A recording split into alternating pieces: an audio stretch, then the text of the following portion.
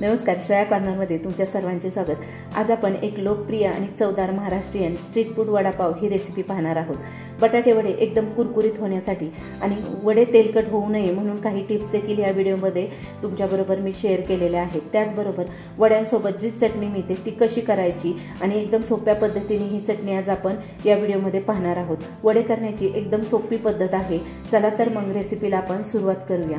सुरुवातीला या ठिकाणी आपण 6 मध्यम आकाराचे बटाटे उकडून घेतलेले आहे आणि हे बटाटे आपण थंड झाल्यानंतरच याची साल काढून घ्यायची आहे। बटाटे उकडताना हे चांगले उकडून घ्यायचे आहे। जर बटाटे अर्धवट शिजले तर हे याची भाजी केल्यानंतर कडक होते आणि बटाटे जास्त शिजले तर त्याची भाजी पातळ होते। त्यासाठी बटाटा शिजवताना अशा प्रकारे शिजवून घ्यायचे आहेत की याची सालही लगेच निघाली जाते आणि बटाटा तोडल्यानंतर पटकन असा तुटला जातो। हे सर्व बटाटे आपण अशा प्रकारे सोलून घेतल्यानंतर हे चाकूने बारीक कट करून घ्यायचे आहे आणि बटाटा तुम्ही हातात घेतल्यानंतर पाहू शकता चिकट होत नाही, म्हणजे परफेक्ट असा शिजवून घेतलेला आहे। त्यानंतर याची भाजी तयार करणार आहोत। त्यासाठी कढईमध्ये आपण 2 चमचे तेल घालून घेतलेले आहे। तेल चांगले गरम झाल्यानंतर यामध्ये आपण अर्धा चमचा मोहरी घालायची आहे। मोहरी तडतडू द्यायची आहे आणि तडतडल्यानंतर यामध्ये आपण अर्धा चमचा जिरे घातलेले आहे। नंतर आपण पाव चमचा हिंग घालायचा आहे आणि या ठिकाणी आपण हिरवी मिरची आणि लसूण हे आपण टेचून घेतलेले आहे, हे 1 चमचा घालायचे आहे आणि नंतर यामध्ये आपण 8 ते 10 कढीपत्त्याची पाने घालून हे चांगले आपण परतून घ्यायचे आहे। वडापाव करताना त्याची जर तुम्ही भाजी अशा प्रकारे फोडणी देऊन केली तर वडा खाताना यातील आतली भाजी एकदम खमंग आणि टेस्टी अशी तयार होते। त्यासाठी हे आपण चांगले परतून घ्यायचे आहे।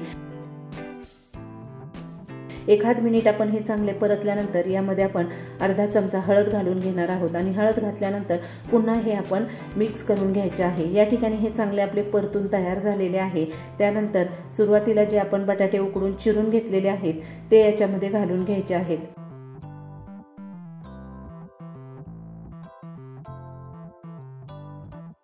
नंतर यावरती आपण चवीनुसार मीठ घालून घेणार आहोत। पाव चमचा यावरती गरम मसाला घालून घ्यायचा आहे। बारीक चिरलेली कोथिंबीर घालून घेणार आहोत। कोथिंबीर तुम्ही तुमच्या आवडीप्रमाणे कमी जास्त करू शकता आणि हे मिश्रण आपण चांगले मिक्स करून घ्यायचे आहे। या ठिकाणी अशा प्रकारे हे चांगले एकजीव होईपर्यंत आपण चांगले परतून घ्यायचे आहे। हे पहा, बटाटे चांगले परतल्यामुळे बटाट्याची भाजी देखील मस्त अशी तयार होते। मस्त असे हे आपण परतून घेतलेले आहे आणि हे सर्व मिश्रण एकजीव असे तयार करून झालेले आहे। हे पूर्णपणे आपण थंड करून घेणार आहोत। बटाटे वड्याचे वरील आवरण तयार करणार आहोत। त्यासाठी 2 कप आपण बेसन पीठ घेणार आहोत।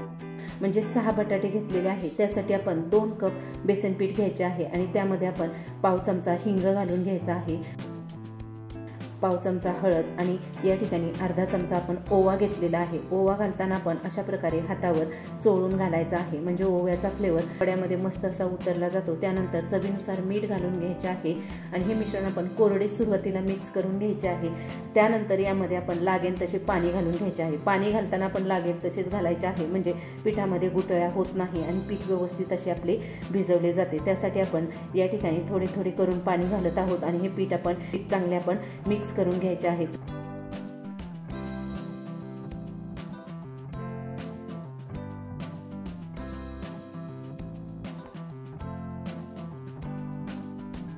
या ठिकाणी हे पीठ आपण चांगले मिक्स करून घेतलेले आहे आणि कन्सिस्टन्सी देखील तुम्ही पाहू शकता, एकदम परफेक्ट असे आपले हे पीठ भिजवून झालेले आहे। त्यानंतर वड्याची भाजी देखील आपली थंड झालेली आहे। याचा आपण वडा तयार करून घेणार आहोत। त्यासाठी थोडे मिश्रण हातामध्ये घेऊन याचा गोल आकारामध्ये वडा करून घ्यायचा आहे आणि नंतर हलक्या हाताने याला आपण अशा प्रकारे वड्याचा आकार द्यायचा आहे। हे पहा, या ठिकाणी आपला पहिला वडा मस्त असा तयार करून झालेला आहे। असाच आपण दुसरा वडा देखील तयार करून घ्यायचा आहे। बटाटे आपण व्यवस्थित शिजवले तर त्याची भाजी अशा प्रकारे मस्त अशी तयार होते, म्हणजे पातळ न होता किंवा घट्ट न होता परफेक्ट अशी ही भाजी तयार होते आणि नंतर याचे वडे व्यवस्थित तयार होतात। दुसरा वडा देखील आपण मस्त असा तयार करून घेतलेला आहे। या ठिकाणी आपण असेच सर्व वडे तयार करून घेणार आहोत। हे वडे करायलाही सोपे आणि पटकन असे तयार होतात। तुम्ही पाहू शकता आपले सर्व वडे या ठिकाणी तयार करून झालेले आहे आणि हे आपण साईडला ठेवणार आहोत। आणि नंतर आपले हे सुरुवातीला मिक्स केलेले बॅटरमध्ये आपण सोडा घालून घेणार आहोत। सोडा घालताना आपण यामध्ये चिमूटभरच घालायचा आहे, म्हणजे वडे तळल्यानंतर तेलकट होत नाही आणि तेल देखील जास्त पीत नाही। त्यासाठी आपण सोडा थोडाच घातलेला आहे आणि हे चांगले मिक्स करून घ्यायचे आहे। अशा प्रकारे हे मिक्स करून झालेले आहे। नंतर कढईमध्ये आपण तेल गरम करून घ्यायचे आहे। तेल गरम करून घेताना हे मीडियम हीटवरच आपण चांगले गरम करून घ्यायचे आहे। नंतर तयार केलेला वडा मिश्रणामध्ये घालून अशा प्रकारे आपण ह्या तेलामध्ये सोडून घ्यायचा आहे। तेलामध्ये वडा सोडल्यानंतर तेलाला बुडबुडे येतात, अशा स्टेजलाच आपण तेल गरम करून घ्यायचे आहे आणि दोन्ही साईडनी वडा खरपूस आणि गोल्डन रंग येईपर्यंत तळून घ्यायचा आहे।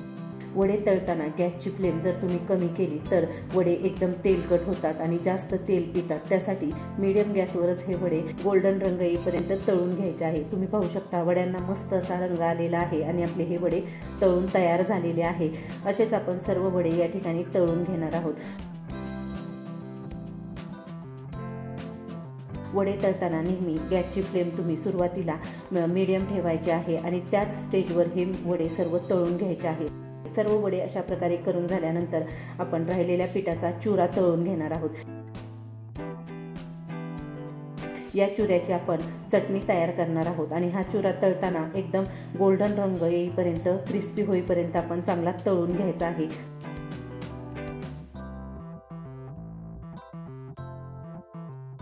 वडे देखील या ठिकाणी सर्व तळून तयार झालेले आहे। एकदम मस्त आणि क्रिस्पी असे हे वडे तयार झालेले आहे। त्यानंतर त्याच तेलामध्ये आपण लसूण घेतलेला आहे आणि याची साल न काढताच हा आपण तेलामध्ये तळून घेणार आहोत। याची आपण चटणी तयार करणार आहोत। त्यासाठी अशा प्रकारे तेलामध्ये चांगला तळून घेतलेला आहे। लसूण तळून झाल्यानंतर तयार चुऱ्यावरती आपण घालून हे पूर्ण थंड करून घेणार आहोत।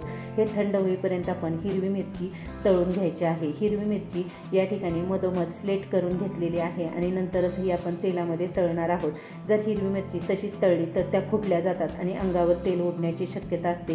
त्यासाठी मधोमध या चिरून नंतरच तळायच्या आहेत। मिरच्या तळून झालेल्या आहेत आणि आपला हा चुरा देखील थंड झालेला आहे आणि आपण चॉपर घेतलेला आहे, त्यामध्ये तळलेला लसूण आणि चुरा घालून घ्यायचा आहे। त्यामध्ये आपण अर्धा चमचा लाल तिखट घालून घेणार आहोत आणि याचे झाकण बंद करून हे चांगले आपण फिरवून घेणार आहोत। या ठिकाणी मी चॉपरचा वापर करत आहे, त्याऐवजी तुम्ही या ठिकाणी हे मिक्सरच्या भांड्यात घालून चालू बंद करत हे फिरवून घ्यायचे आहे, म्हणजे याची मोकळी अशी चटणी तयार होते। चटणी बारीक करताना आपण जास्त बारीक न करता एकदम दरदरीत अशी ही चटणी तयार करून घ्यायची आहे। मार्केटमध्ये ज्याप्रमाणे ही चटणी मिळते त्याचप्रमाणे आज आपण ही घरच्या घरी तयार केलेली आहे। तुम्ही पाहू शकता आपली चटणी या ठिकाणी तयार झालेली आहे। प्लेटमध्ये काढल्यानंतर तुम्ही पाहू शकता एकदम दरदरीत अशी ही चटणी या ठिकाणी तयार करून झालेली आहे। त्यानंतर आपण पाव घेतलेला आहे आणि पाव आपण चाकूने मधोमध कट करून घ्यायचा आहे। पाव कट करून घेतलेला आहे। त्यानंतर याच्यावरती आपण टोमॅटो सॉस लावून घेणार आहोत। या ठिकाणी आपण टोमॅटो सॉसचा वापर केलेला आहे, त्याऐवजी तुमच्याकडे हिरवी चटणी असेल तर ती देखील यामध्ये लावू शकता। आणि सॉस लावून झाल्यानंतर तयार केलेली चटणी याच्यात घालून घ्यायची आहे आणि तळून घेतलेला वडापाव यावरती ठेवून घ्यायचा आहे। नंतर तयार केलेली चटणी पुन्हा ठेवायची आहे आणि तळून घेतलेली मिरची घालून आपला वडापाव खाण्यासाठी तयार झालेला आहे।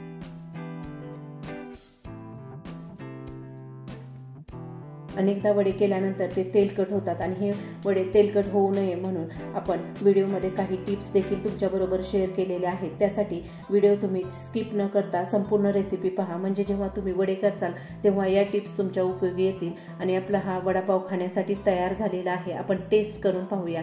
टेस्ट केल्यानंतर एकदम टेस्टी आणि चवदार असा हा वडापाव घरच्या घरी तयार झालेला आहे। सुट्टीच्या दिवसामध्ये मुलांना अनेकदा काहीतरी खाण्याची इच्छा होते, त्यावेळेस तुम्ही अशा प्रकारे हा वडापाव घरच्या घरी नक्की तयार करून पहा। एकदम परफेक्ट असा हा वडापाव घरच्या घरी तयार होतो। सोप्या पद्धतीने घरच्या घरी चवदार आणि क्रिस्पी वडापाव कसा बनवायचा ते आज आपण पाहिलेले आहे। जर तुम्हाला ही रेसिपी आवडली असेल तर व्हिडिओला लाईक करा, चॅनलवर नवीन असाल तर सबस्क्राईब करा। रेसिपी पाहिल्याबद्दल धन्यवाद। भेटूया अशाच पुढील नवीन रेसिपीमध्ये।